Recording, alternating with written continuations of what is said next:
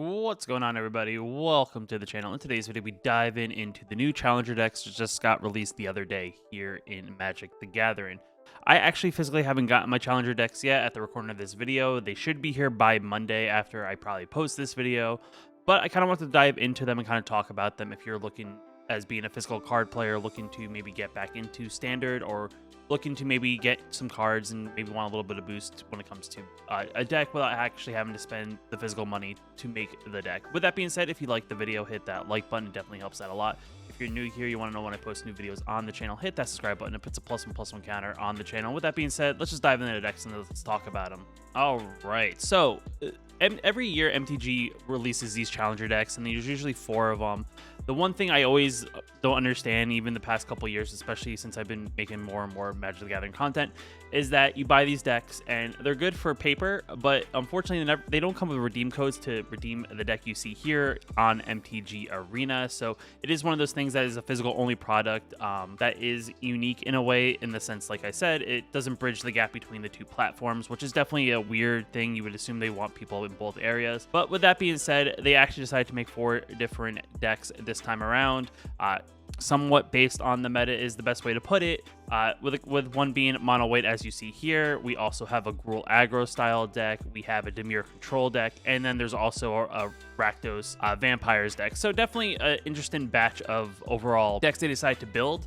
I think compared to last year, I think this is, other than mono white, the other 3 decks are kind of like not really in the same ballpark when it comes to overall where they exist currently in the meta. Mono white being, I think, especially in best of one, definitely one of the top decks of the format in standard.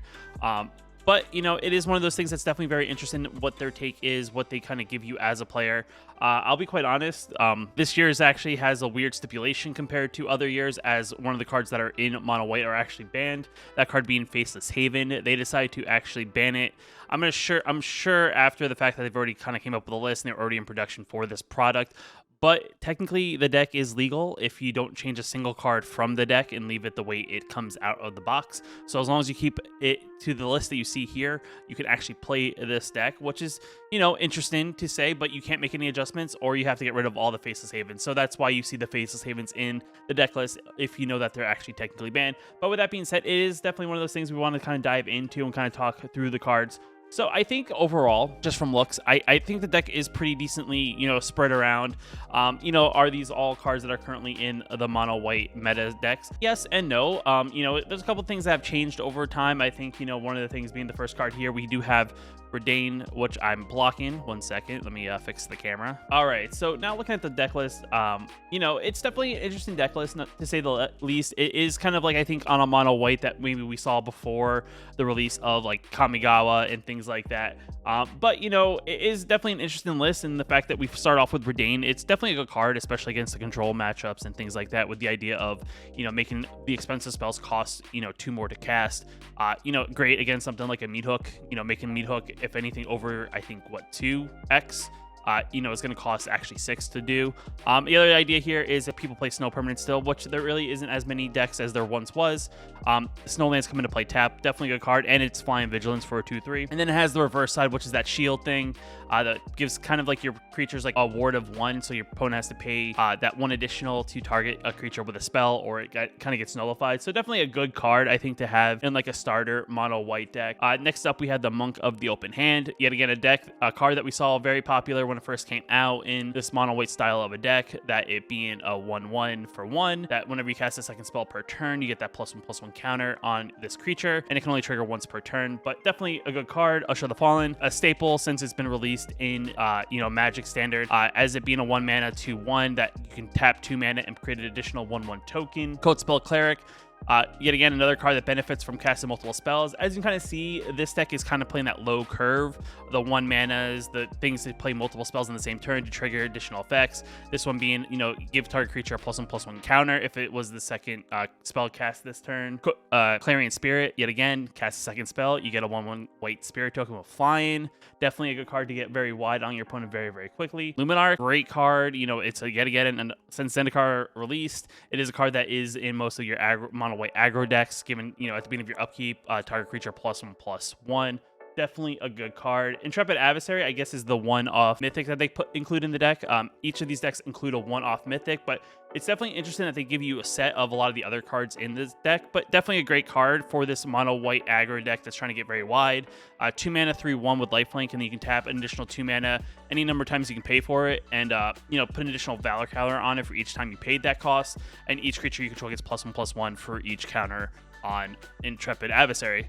So definitely a great card. I think, this is the one card if you're going to upgrade the deck, is probably where you may want to start with it before, as well as maybe fix the mana base if you're going to upgrade the deck as well. Then we got Thalia, a card actually out of looking at all the cards so far. This is one of the cards that is a newer card, being from, Crimson Vow. It's a 2 mana, 2/1 for a striker that makes your opponent's spells cost 1 more to cast.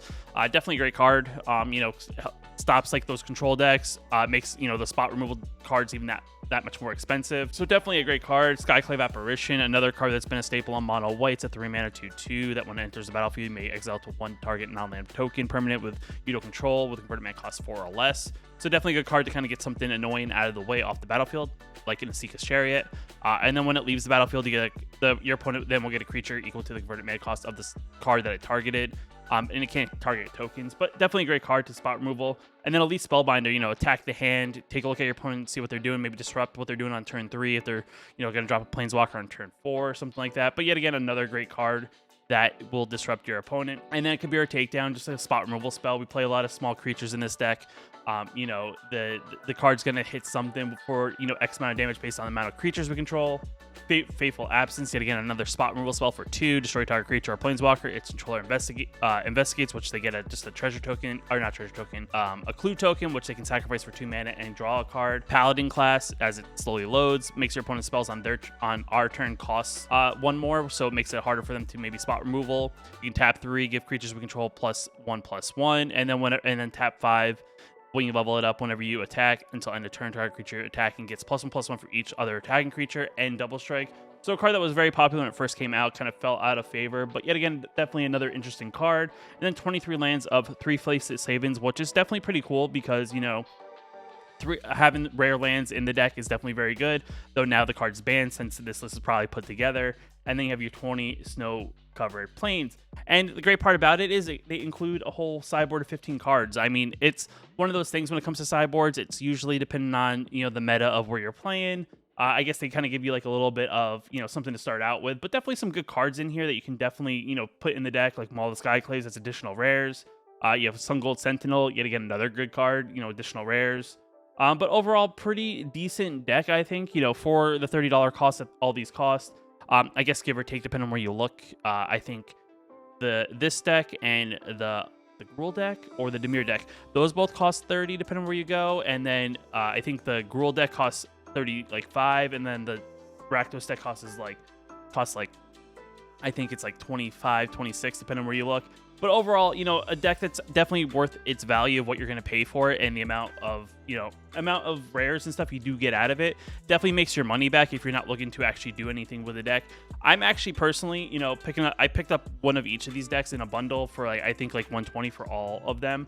And I'm actually going to use these to help teach my friends that don't play Magic how to play Magic. So I do think this is kind of what I'm going to do with it. But definitely mono white, definitely a good deck. A little bit tricky to explain to a newer player who may not understand that the deck's not legal if you start messing around with what's in the deck. But overall, a good first deck when it comes to, these challenger decks. So the next deck up on the list is Dimir Control. This is another interesting deck just because of what's in it. It's kind of like a mixture of what's relevant, with a little bit of maybe what has been relevant in the past. I do think the one thing that makes this deck maybe not as good as it could have been is I think the mythic they decided to include is not the mythic that you would see in a Dimir deck in nowadays standard. I'm going to assume the reason why they didn't include Meat Hook Massacre in here is because the card's so valuable. I guess they didn't want to reprint it and make this a way for people to get a Meat Hook Massacre on the cheap. As I think at the time of this recording, I think Meat Hook Massacre is like $75 or something ridiculous in price because it's just that good. But a Dimir Control deck in modern day standard with the current standard would probably have a Meat Hook Massacre probably instead of some of the other board removal, as you'll see when we get to the sorcery spell. But in the creature deck slot, we do have Graveyard Trespasser, a card that's going to target your opponent's graveyard, eat something, Definitely a good card. Also creates a night and day bounce cycle. So that's definitely very good. The reverse side having a little bit better of an effect. I think you eat 2 cards and your opponent loses 1 life for each card eaten out of the graveyard. Still has ward of making your opponent discard a card in order to target it. So definitely a good card, and getting 3 of them is definitely pretty sweet. And you got Imrith, Desert of Doom. Interesting that this is actually 2 of Mythic in the deck. My guess here is that they were like, the deck is maybe not full of a ton of mythics and rares, so maybe we'll just give them an additional mythic. But, you know, getting that additional mythic rare is definitely pretty good. Yet again, is this where I would target it personally? If I was trying to make a competitive Dimir deck, maybe not. But yet again, maybe what's going on with the way the market is currently for some of the cards that I would want to include in the deck. I guess this is where they felt that they can kind of get away with doing an additional one.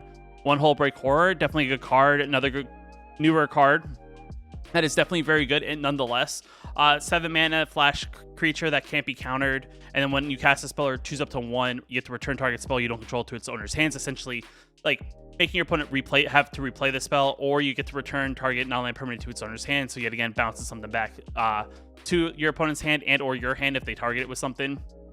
And then for the board removal, you have Crippling Fear, which I think when you compare it to a lot of like small aggro decks, this is definitely very good. It's not as good as it used to be, I think, when people were playing, you know, a bunch of various small decks. I think a lot of the current meta decks, especially aggro decks, try to get your creatures much bigger than a -3/-3 is going to do.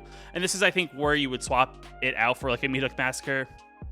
But yet again, it's definitely very difficult just because the card's so expensive. And like I said, that's probably why they didn't want to include it in the deck, just to make it, you know, a little bit more appealing, because I would assume if they included it in the deck, the overall MSRP of where you would find this in a store would probably be much higher than the rest of the decks, just because of the value of that one card by itself. Then you got Blood on the Snow. It is a snow deck. You know, it's definitely a good card, though it's kind of interesting here because, yet again, in a Dimir or a deck that splashes any black and or blue, there's no Planeswalkers. Yet again, other mythics that they could have included in the deck, possibly, other than maybe 2 Imrith's Desert Dooms. But, you know, it's one of those things, like, you can get back your creatures, but other than that, you know, there's no Shambling Gas, there's nothing like that, there's no Eye Twitches in the deck, so it's definitely kind of an interesting list now thinking about it when you really dive down. Blood on the Snow is really just going to target your opponent's creatures and maybe get you back like a Graveyard Trespasser in the process, or Imrith Desert Doom, but interesting choice nonetheless. Jawari Disruption, 2 mana, counter target spell unless its controller pays 1. It can also be a land in case it gets to the later game. Your opponent has a lot of untapped mana that can tap to, you know, prevent the counter from happening. March of the Wretched Sorrow, interesting. This is kind of, I think, out of the previous deck, this is a deck that actually includes a Kamigawa card, so definitely cool there. Overall, very good card. As additional cost to cast a spell, you may exile any number of black cards from your hand. This spell costs 2 less for each cast. Equal to the amount of cards exiled this way, and then it deals X damage to target creature or planeswalker, and you gain X life, so definitely a good spot removal spell. 2 mana, Power Word Kill, also pretty awesome. Baleful Mastery, spot removal spell, making your opponent exile target creature or planeswalker for 4 mana, or if you pay the cheaper 2 mana version, your opponent would draw a card in the process. Saw it coming, a little bit of counter magic. You can foretell it for 2, pay 2 mana instead of paying, you know, the 3 mana to counter target spell. Thirst for Discovery, I guess they're showing the alternate art of it, but you draw 3 cards, discard 2 cards unless you discard a basic land card. Parasitic Grasp, as a spot removal spell, dealing 3 damage to target creature, and you gain 3 life. If it's a human, you don't have to pay the 3 mana to target creature. You can then pay 2 mana, so definitely an interesting spot removal spell. Hero's Downfall, a 3 mana, you know, destroy target creature or planeswalker. Kind of interesting they included this. There's a lot of spot removal in this, and in a few board wipes, but definitely an interesting list.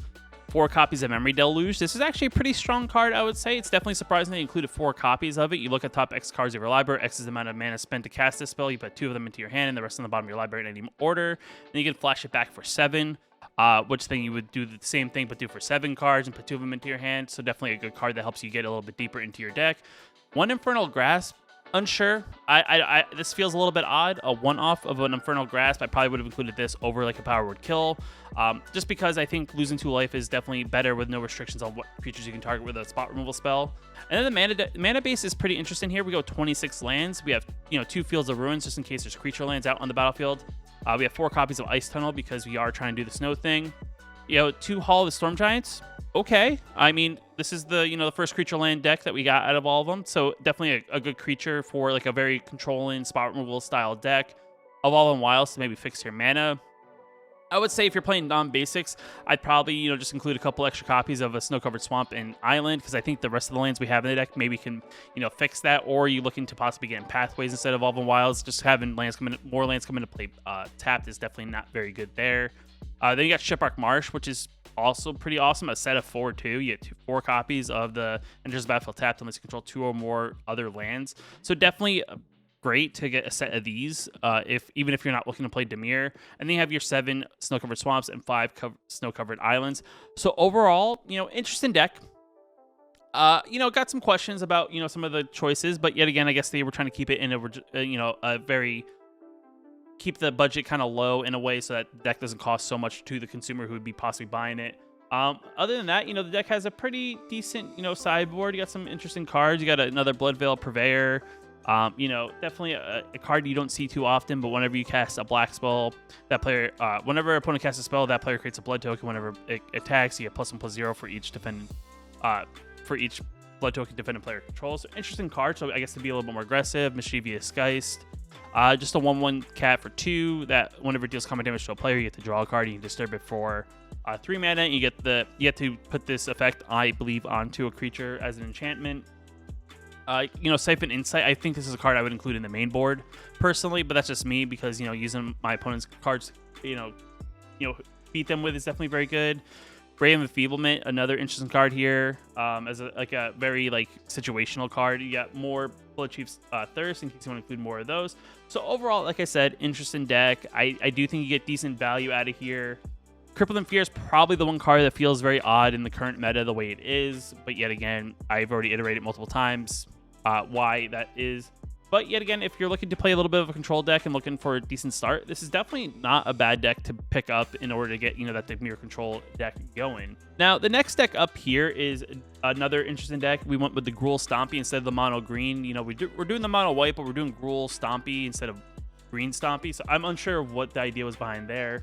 But, they decided to, splash in some red. So definitely, I'm not going to, discredit them because of that decision. But, overall interesting deck. We got, the Unvendwald Oddity, the 4 mana 4/4 Trample Haster, that if we have 7 mana, we can transform into the 8/8 version. Definitely a strong card. Dropping this on turn 4, if your opponent's a little bit on the slower side, definitely overwhelms them very, very quickly. Got the Huntmaster. Interesting kind of choice here is because we're not going like werewolves with this deck, so definitely an interesting choice in that sense. But a 6 mana 6/6 that when it enters battlefield, you can create 2 green wolf token creatures, and it starts the Nightbound Daybound cycle with it. Then you got the Twin Shot Sniper, the 4 mana 2/3 with reach. Another Kamigawa card, definitely cool to see.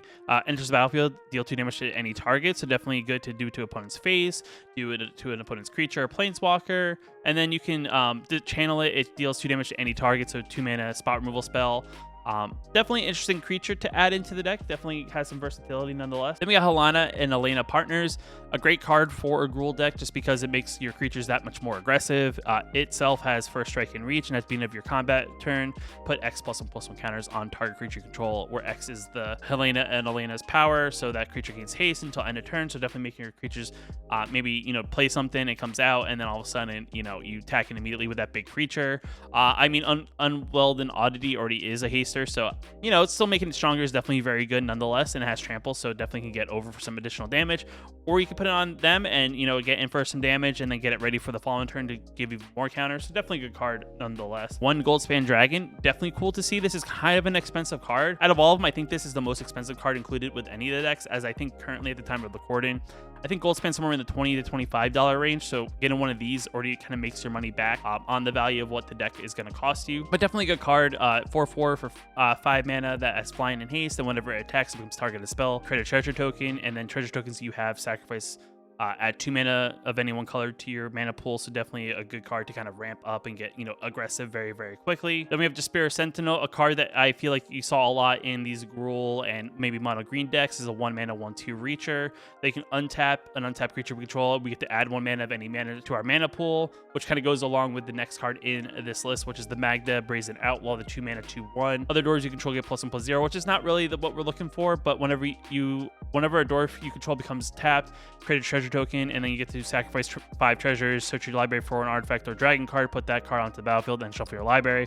But the idea here is it's a mag that kind of helps alongside of you know, Jesper Sentinel to kind of help us ramp up, creating treasure tokens every time you would tap Jesper Sentinel to create a mana. You tap Magda to do that with, and then you're getting a treasure token out of it and also producing 1 mana source. And then the Briar Bridge Tracker, yet again another card that was very popular when it first came out, kind of has fallen out of favor, but you know, a 3 mana 2/3 vigilance that when it enters the battlefield, you investigate, essentially create a clue token, and then as long as you control a token, it gets +2/+0, so it becomes a 4/3 for 3. So not a bad card, and you get a card that will help you maybe draw a little bit. Then you got Light Up the Night as like a decent, like maybe game finisher or spot removal spell. You can deal X damage to any target. X is +1 damage instead of if that creature is a planeswalker, so you know, deals 1 additional damage to a planeswalker. And then for 4 mana, remove X loyalty counters from among planeswalkers you control. If you cast the spell this way, X can't be 0. So you know, we don't play any planeswalkers, so we're never gonna flash it back, but definitely a good card to have nonetheless if that is something maybe you want to add some planeswalkers to the deck. Thunder Rebuke as a one-off of a 2 mana spot removal spell that deals 4 damage to target creature or planeswalker. We have 4 copies of Abrade, you know, decent 3 damage to any to target creature, and then destroy target artifact. Nyxkin Veil to kind of protect your creatures, giving them hexproof and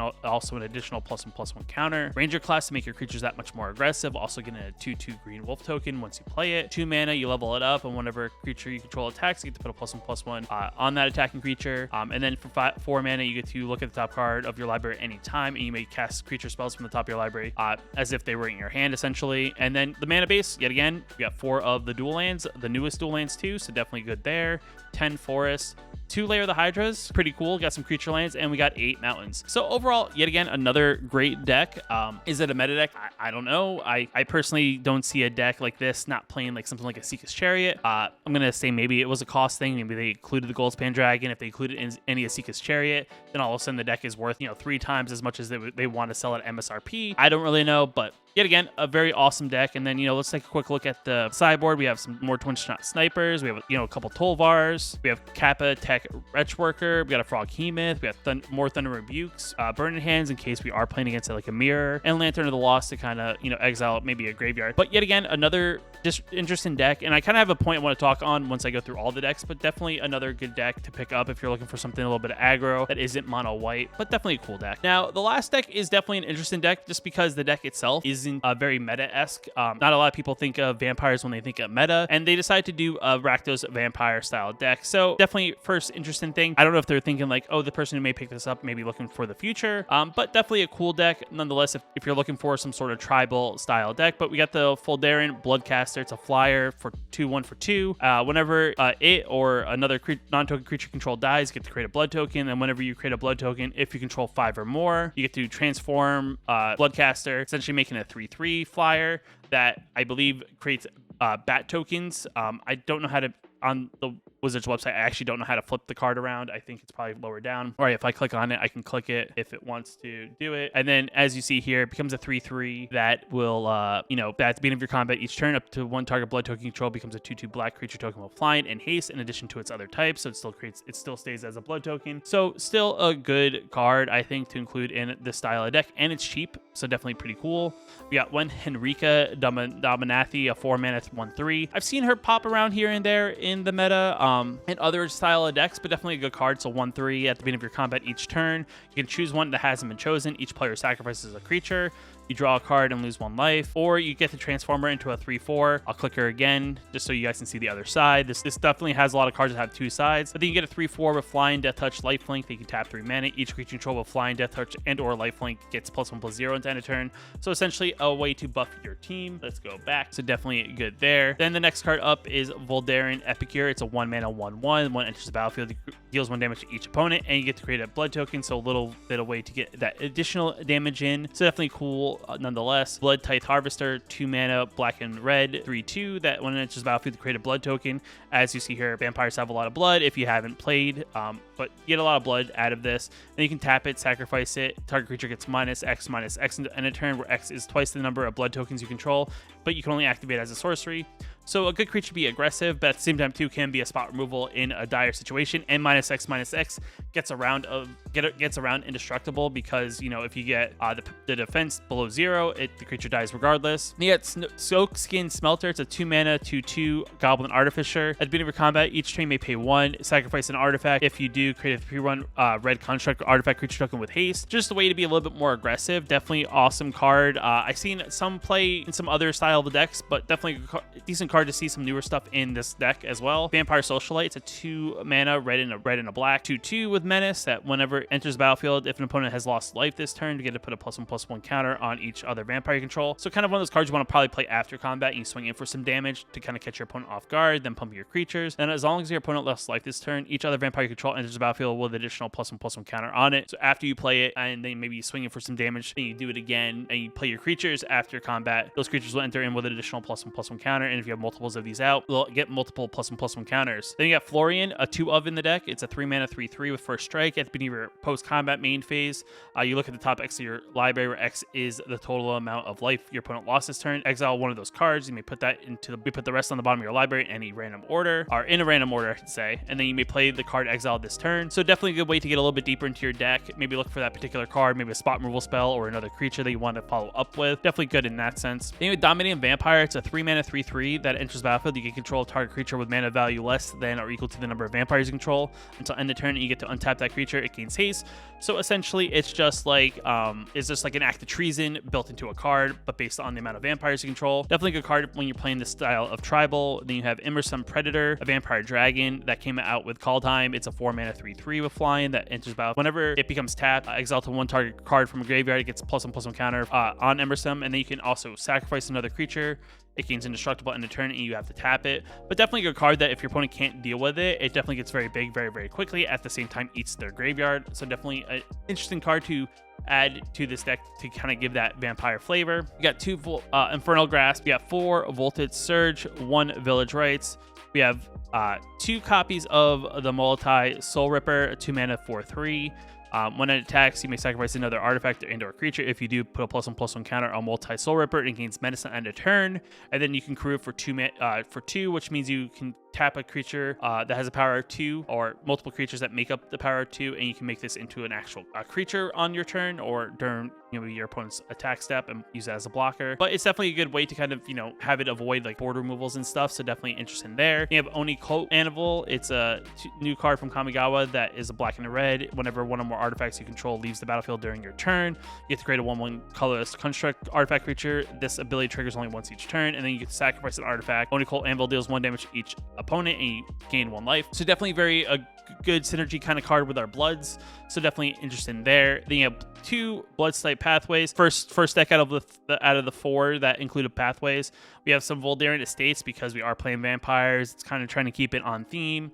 You have 2 copies of Den of the Bugbear. You have 4 copies of the Bloodfell Caves, 7 Swamps, 6 Mountains.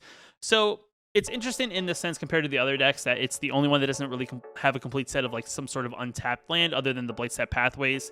But I guess they kind of split it. It's like, let's just do 2 pathways, 2 Den of the Bugbears, and then we'll do the Vampire Land.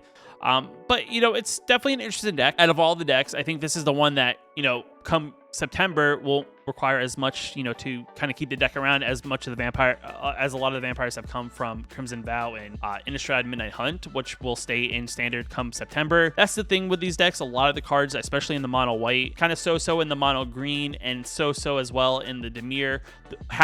More than half of those cards will probably rotate out come September, so you'll have to probably replace it. So Rakdos Vampires is the best future-proof deck. Is it the best out of all of them?